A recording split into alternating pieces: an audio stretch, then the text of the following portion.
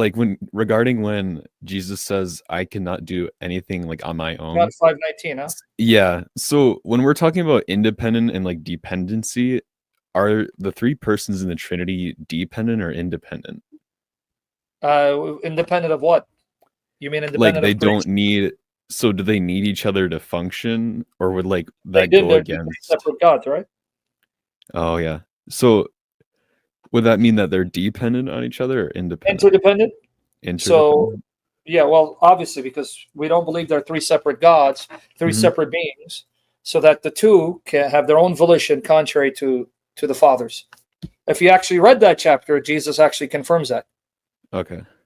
In John 5:19, if you read the entirety, he says, truly I say to you, the Son can do not do a single thing on his own initiative, but finish it. He can only do whatever he sees the Father doing. For whatever the Father does, the Son does in the same manner. So my question to you, does a creature say he can only do what he sees God doing? No.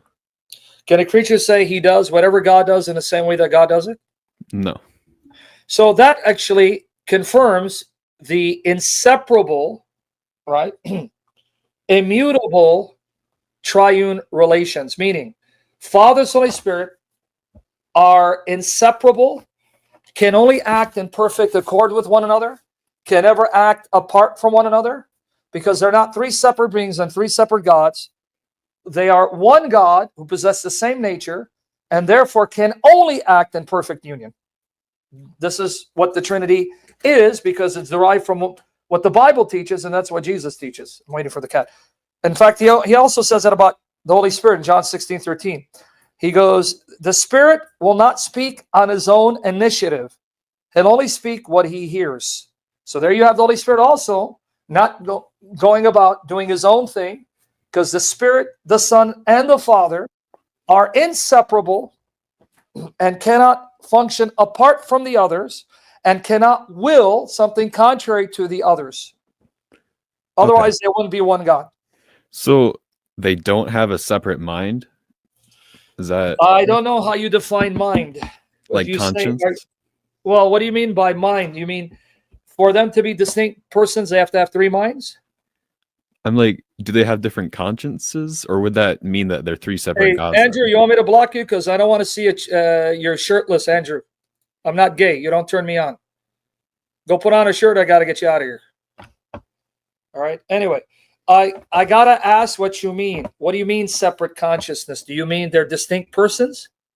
Like the Father has his own mind, and the Son has his own Okay, mind, and the that's Holy where I Spirit. asked you again. When you say mind, do you mean that mind is a characteristic of personhood? So if there are three persons, they have to have three distinct minds? Yeah. Like But then is that a why would that be heresy? true of God? Why Would that would be God have to have three minds to be three distinct persons?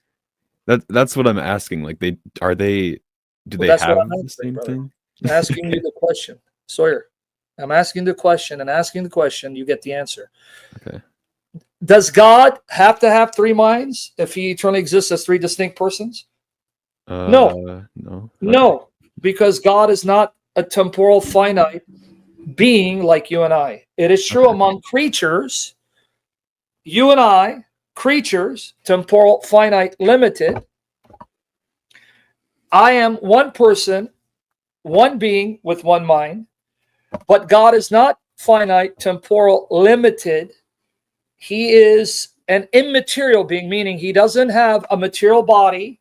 He doesn't need space and place. And his being is unlike anything creation. It transcends ours.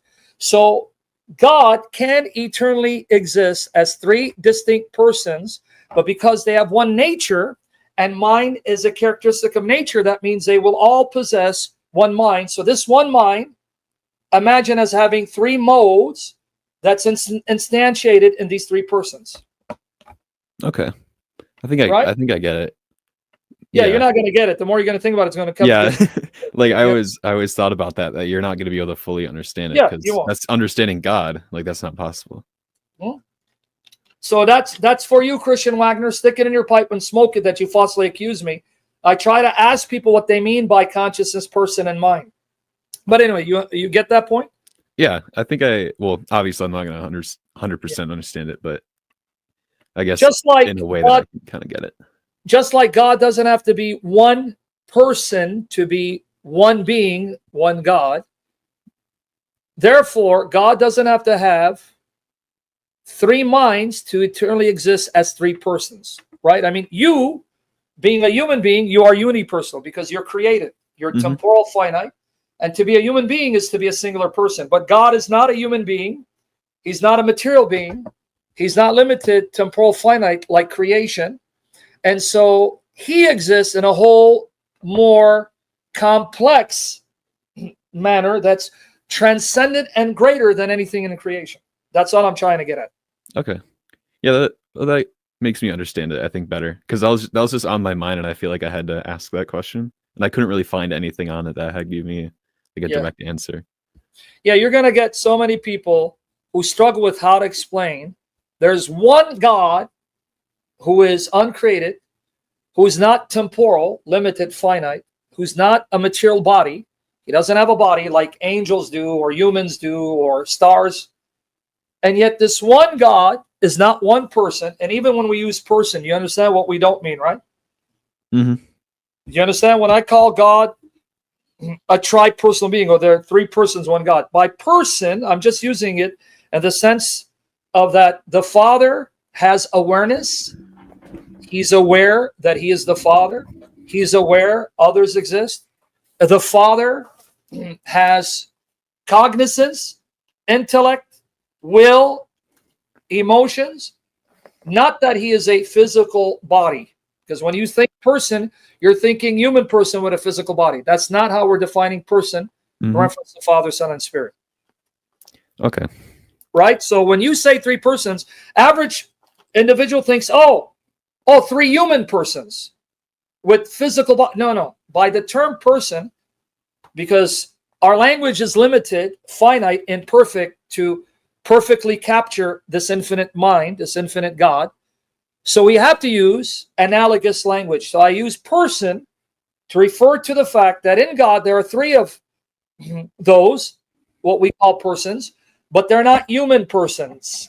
So we have to be careful in our language.